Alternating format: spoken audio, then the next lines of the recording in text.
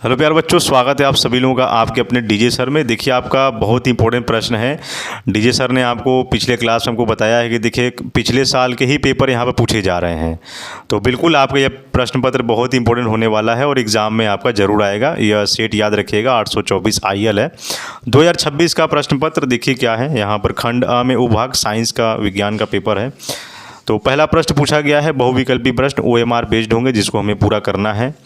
किसी वस्तु का आभासी एवं आकार में बड़ा प्रतिबिंब बनाने के लिए कौन से दर्पण का प्रयोग करना चाहिए? उत्तर है यहाँ पर उत्तल है, अवतल है, समतल है या उपयुक्त में से कोई नहीं है। देखिए, जब भी कोई वस्तु का आभासी और आकार में बड़ा प्रतिबिंब बनता है तो वो आपका अवतल दर्पण होता है। तो उत्तर बी जो है वो आपका ऑप्शन बी जो है वो सही रहेगा और इसको OMR पर आप सर्कल कर लोगे।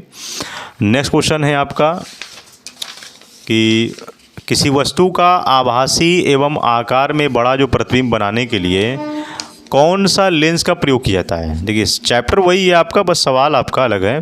किसी वस्तु का आभासी एवं आकार में बड़ा प्रतिबिंब बनाने के लिए कौन से लेंस का प्रयोग करना चाहिए? यानी वस्तु आभासी बनी हो, आकार में बड़ा हो, उसका प्रतिबिंब बनाने के लिए लेंस का नाम पूछा है। तो उत्तल लेंस है, अवतल लेंस है, ये समतल लेंस है या उपयुक्त में से कोई नहीं है। तो ध्यान दीजिए, जब भी आभासी और आकार में बड़ा प्रतिबिंब बने तो यहाँ पर लेंस की अगर बात किया तो उत्तल होता है। तो ऑप्शन ए जो है वो उत्तल लेंस आपका सही है। नेक्स्ट क्वेश्चन है आपका, आकाश के नीले रंग दिखने का कारण क्या होता है? बहुत इंपॉर्टेंट प्रश्न है एग्जाम में, तो समझ लीजिए, तो दिया पूछा ही गया है और आ भी सकता है आपके। परावर्तन है, अपवर्तन है, प्रकीर्णन है और विक्षेपण है। क्या होगा इसका उत्तर बताइए आप कमेंट बॉक्स में पहले। तो देखिए, इसका उत्तर होगा आपका प्रकीर्णन। क्या होगा? प्रकीर्णन। इसका ऑप्शन नंबर सी को आप सही करोगे। नेक्स्ट क्वेश्चन है, प्रकाश की चाल अधिकतम होती है। प्रकाश की चाल किस में अधिक होगी? जल में होगी, कांच में होगी या हीरे में होगी या निर्वात में होगी? निर्वात का मतलब है हवा में, वायु में। तो आपका कौन सा ऑप्शन सही होगा बताइए। यहाँ पर आपका निर्वात में होता है, क्योंकि प्रकाश की चाल एनवायरनमेंट में, खुले एनवायरनमेंट में ही अधिकतम होती है। तो ऑप्शन डी जो है वो सही है। नेक्स्ट क्वेश्चन है, यदि 3 विभिन्न मानों के प्रतिरोधों को श्रेणी क्रम समायोजन में जोड़ा जाए तो उन सभी में निश्चित रूप से एक ही मान होगा। ऑप्शन है पहला, प्रत्येक प्रतिरोध के सिरों के बीच विभवांतर का। बी है प्रत्येक प्रतिरोध में उत्पन्न होने वाली ऊष्मा का, या प्रत्येक प्रतिरोध में प्रवाहित होने वाली विद्युत धारा का, या उपयुक्त में से कोई नहीं। क्या होगा इसका उत्तर? देखिए, जब 3 विभिन्न मानों का प्रतिरोध को श्रेणी क्रम में अगर जोड़ा जाता है तो वो एक निश्चित रूप से प्रतिरोध में प्रभावित होने वाली विद्युत धारा का मान होता है। सही बात है। तो ऑप्शन सी जो है वो आपका सही हो जाएगा। नेक्स्ट क्वेश्चन है कि किसी विद्युत परिपथ में किसी प्रतिरोध के सिरों के बीच विभवांतर की इकाई होती है। यानी जो भी विद्युत परिपथ में जोड़ा गया है, अगर उसमें प्रतिरोध के सिरों के बीच में अगर विभवांतर का मान पूछा गया है, वो क्या होता है? ओम होता है, एम्पियर या वोल्ट या वाट? क्या होता है इसका उत्तर? देखिए, विभवांतर की इकाई पूछी गई है प्रतिरोध के सिरों के बीच में, तो यह वोल्ट होगा। ऑप्शन आपका ऑप्शन जो है वो सी है। नेक्स्ट क्वेश्चन है कि एक चुंबकीय क्षेत्र में क्षेत्र के लंबवत स्थित विद्युत धारावाही चालक पर लगने वाले बल की दिशा होती है। जो विद्युत धारा चालक पर लगने वाले यहाँ बल की दिशा पूछी गई है, तो पहला ऑप्शन है चुंबकीय क्षेत्र की दिशा के समानांतर, या चालक में प्रभावित होने वाले विद्युत धारा की दिशा के समानांतर, या इन दिशाओं के लंबवत, या उपयुक्त में से कोई नहीं। क्या होगा इसका उत्तर? देखिए, यह होगा इन दोनों दिशाओं के लंबवत, यानी ऑप्शन सी जो है वो आपका सही है। नेक्स्ट क्वेश्चन देखिए क्या है कि एल्केनों का समान सूत्र पूछा गया है। क्या होता है एल्केनों के सूत्र? CnH2n-2 या CnH2n+2 या CnH2n या C2H2 क्या C2H4? क्या होगा इसका उत्तर बताइए। आपने पढ़ा होगा, एल्केनों का यहाँ सूत्र पूछा गया है तो CnH2n+2 होता है। नेक्स्ट क्वेश्चन देखिए क्या है 9, निम्नलिखित में समजातीय श्रेणी कौन सी है? जो समजातीय श्रेणी पूछी गई है, C2H4 तथा C3H6 या CH3OH या CH3CHO, या ऑप्शन 3 है HCHO या C3HCHO या C2H5OH या CH3OCH3। तो यहाँ पर सजातीय श्रेणी पूछी गई है, इसमें आपका उत्तर जो होगा ये C2H5OH और CH3OCH3। ऑप्शन 4 जो है वो आपका सही है।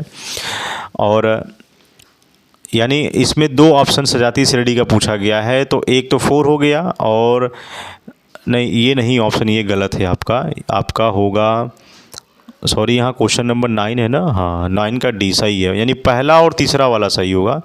C2H4 और C3H6 और आपका होगा HCHO और CH3CHO। ऑप्शन फर्स्ट और थर्ड ये दोनों सही है, मतलब ऑप्शन डी जो है वो आपका सही है।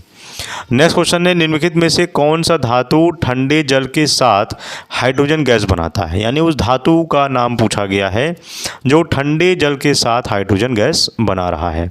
ऑप्शन क्या है देखिए, तांबा है, सोना है, या पोटेशियम है, या एल्युमिनियम है। क्या होगा देखिए, जो ठंडे जल के साथ हाइड्रोजन बना रहा है वो आप पोटेशियम होता है, यही हमारा हाइड्रोजन बनाता है ठंडे जल के साथ। तो ऑप्शन सी जो है वो सही हो जाएगा। नेक्स्ट क्वेश्चन है कि शून्य pH वाला विलयन होता है, क्या होता है देखिए, अम्लीय है, क्षारीय है, या उदासीन, या उपयुक्त में से कोई नहीं। क्या होता है, शून्य pH वाला विलयन पूछा गया है, तो ऑप्शन ए देखिए ये आपका अम्लीय होता है, शून्य pH। तो 0 से लेके 14 तक हमारा pH स्केल होता है, ठीक है। और ऑप्शन है यहाँ पर 12, क्वेश्चन नंबर 12, सूर्य के प्रकाश एवं पर्णहरिम की उपस्थिति में CO2 तथा H2O के संयोजन से निम्नलिखित में से कौन सा यौगिक बनता है, यानी सूर्य का प्रकाश का पर्णहरिम की उपस्थिति में CO2 और H2O के संयोजन में निम्नलिखित में से कौन सा यौगिक बनाता है। ऑप्शन है ग्लूकोज, CHCl3, या CCl4, या CFCl3। क्या होगा देखिए आपका ऑप्शन क्या होगा उत्तर, ये आपका ग्लूकोज होता है जो सूर्य के प्रकाश और पर्णहरिम की उपस्थिति में CO2 और H2O बनाता है। तो ऑप्शन नंबर ए जो है वो आपका सही है।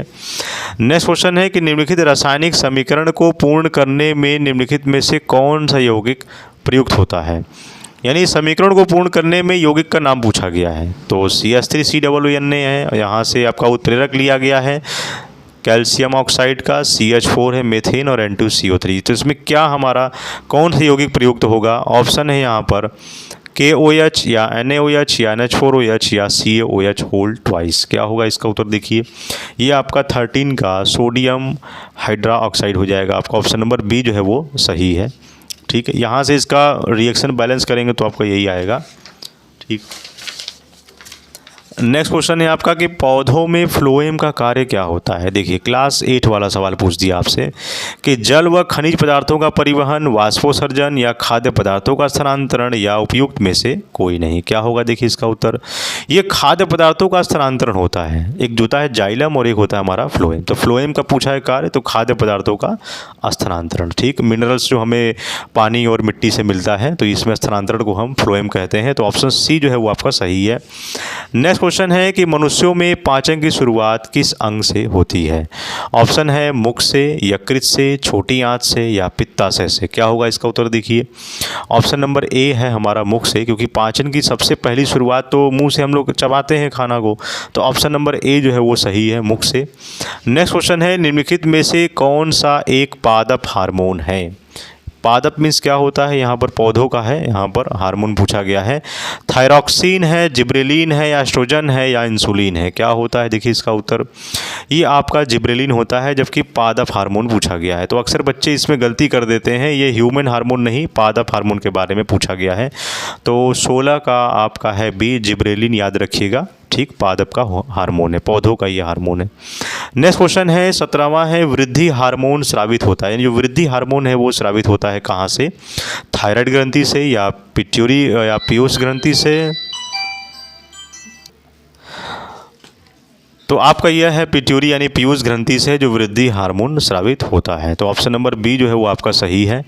नेक्स्ट क्वेश्चन है आपका क्वेश्चन नंबर 18 लिखी गया है कि निम्नलिखित में से कौन सा परागकोश के अंदर बनता है। ऑप्शन है यहाँ पर बाह्य दल पुंज, या जिसे कैलिक्स बोलते हैं, या परागकण ऑप्शन बी है, या ऑप्शन सी अंडाशय है, या भ्रूणकोश। क्या होगा देखिए इसका उत्तर 18 का बी है आपका परागकण। ऑप्शन नंबर बी जो है वो आपका सही है। नेक्स्ट क्वेश्चन है पुष्प का जनन अंग क्या होता है। बाह्य दल पुंज कैलिक्स होता है, या जल पुंज कोरोला होता है, या ज्यांग होता है, या तना होता है। क्या उत्तर होता है देखिए उसका उत्तर हो जाएगा आपका ज्यांग होता है, हिंदी में इसे कहते हैं। ऑप्शन नंबर सी जो है वो सही है। जो कि फ्लावर का ही ये पार्ट है। नेक्स्ट क्वेश्चन है 20 वायुमंडल की ओजोन परत पृथ्वी को बचाती है, तो किन किरणों से? एक्स किरणों से, या पराबैंगनी यूवी अल्ट्रावायलेट किरणों से, या गामा किरणों से, या उपयुक्त में से कोई नहीं। क्या होगा इसका उत्तर? देखिए आपका है पराबैंगनी यूवी किरणों से। ऑप्शन नंबर बी जो है वो आपका सही है। तो ये था हमारे प्यारे बच्चों देखिए बहुविकल्पी प्रश्न। ये पूरा प्रश्न मैं आपको फिर से दिखा दे रहा हूँ, ठीक है। यहाँ से आप वर्णनात्मक प्रश्न जो अति लघु लघु सारे दीर्घ उत्तरी प्रश्न पूछे जाएंगे, न्यूमेरिकल से प्रश्न है ना। तो ये सारा चीज़ प्रश्न आप देख लीजिए और इसको ज़रूर लगा लीजिएगा। 100% बता रहा हूँ, इसमें से सवाल आपके ज़रूर आएंगे, ठीक। और भी आपके क्वेश्चन देख लीजिए क्या है। निम्नलिखित को कारण समझिए, कारण वाला क्वेश्चन भी देखिए पूछा गया है, ठीक है। कारण वाले प्रश्न देख लीजिए। ये सब सारे प्रश्न मिला करके आप अपना तैयार कीजिए। IUPAC नेम लिखने के लिए देखिए आएगा, ये आएगा 2 नंबर का आपका है पूछा गया। या IUPAC नेम नहीं तो किसी संचित पर टिप्पणी लिखने के लिए आएगा, जिसमें आपको रिएक्शन लिखना, सब बनाना, डिफिनेशन लिखना, इमेज बनाना, ये सब भी आएगा। ये टोटल आपका 6 नंबर का प्रश्न है। या उपभाग 3 में देखिए क्या है कि इस प्रकार प्रश्न पूछे जा सकते हैं, इसको भी आप याद कर लीजिएगा, ठीक है। एक भी प्रश्न आपको छोड़ना नहीं है, सारे प्रश्न आपको करके आने हैं, ठीक है। और यहाँ से आपका ये जो इंग्लिश मीडियम वाले बच्चे हैं वे अपना इंग्लिश का यूपी बोर्ड आप देख सकते हो, इस प्रकार इंग्लिश में भी प्रश्न आपके आ जाएंगे, ठीक है। जो यूपी बोर्ड इंग्लिश मीडियम के बच्चे हैं, ठीक। यहाँ से पूरा इंग्लिश का क्वेश्चन पेपर देखिए है, दिखा दे रहा हूँ, ठीक। ये है पूरा नोट कर लीजिएगा। सब टोटल क्वेश्चन देखिए, स्क्रीनशॉट लेकर रख लीजिए और इसको पूरा आप यहाँ से तैयार कर लीजिए, ठीक है। ये सारे क्वेश्चन देखिए दिए गए हैं ना, स्क्रीनशॉट सबका ले लीजिएगा, मैं आपको दिखा दे रहा हूँ। और यूपी बोर्ड का हिंदी वाला था, अभी आपका इंग्लिश वाला ही है यूपी बोर्ड का, जिसमें 20 देखिए टोटल आपका 20 यहाँ पर ख़त्म हो गया। इसके बाद पार्ट बी आपका जो है डिस्क्रिप्टिव क्वेश्चन है, यानी इसमें न्यूमेरिकल क्वेश्चंस है ना, डिफिनेशंस सब कुछ यहाँ पर लगाने पड़ेंगे। और ये भी सारे क्वेश्चन आप मिला लीजिए, ठीक। क्वेश्चन नंबर 25, 26 ना 27 इस प्रकार पूरा दिया गया बस। और आपका लास्ट है आपका ये describe the regeneration building the diagram. देखिए इस प्रकार भी सवाल हैं, तो इसको भी पूरा आप नोट डाउन कर लीजिएगा, ठीक है। और अपने दोस्तों को ज़रूर शेयर कर दीजिएगा, क्योंकि ये बहुत इंपॉर्टेंट प्रश्न है और पिछले साल के प्रश्न सही से पूछे जा रहे हैं ना, तो पूरा इसको नोट जरूर कर लीजिएगा और अपने फ्रेंड्स को जरूर शेयर कर दीजिएगा। तो ठीक है प्यारे बच्चों, आपसे मिलते हैं नेक्स्ट वीडियो में। जय हिंद, जय भारत।